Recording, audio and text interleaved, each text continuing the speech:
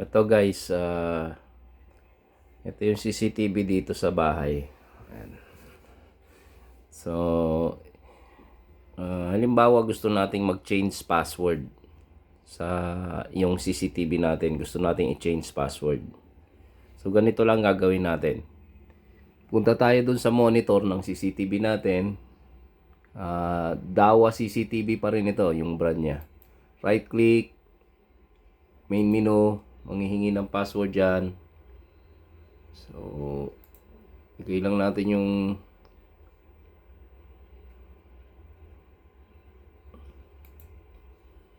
default password niya.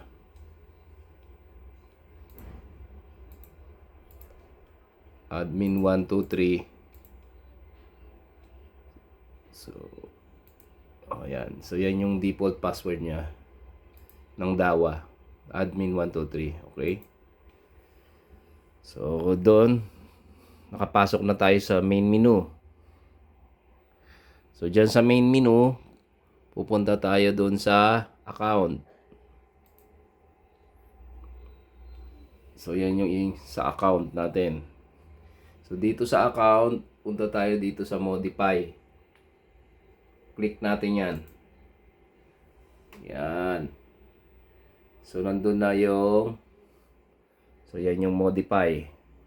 So, dito tayo sa admin.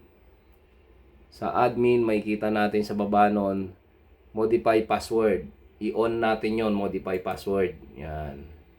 I-on natin siya. Tapos, ilagay natin dito yung old password natin o yung default password natin.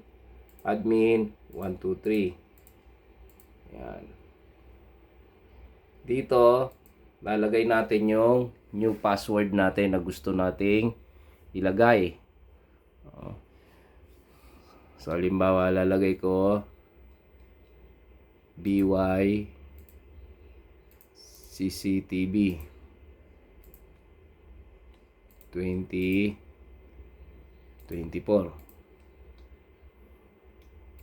Yan. Confirm password. Ganun din. BY CCTV 2024.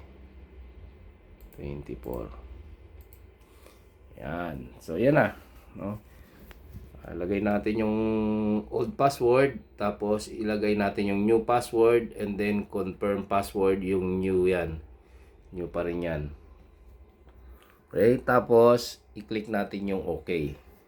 So, pag click natin ng OK, may na-change password na natin yan.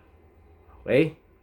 So, ganun lang po yung pag-change password natin ng ating mga CCTV.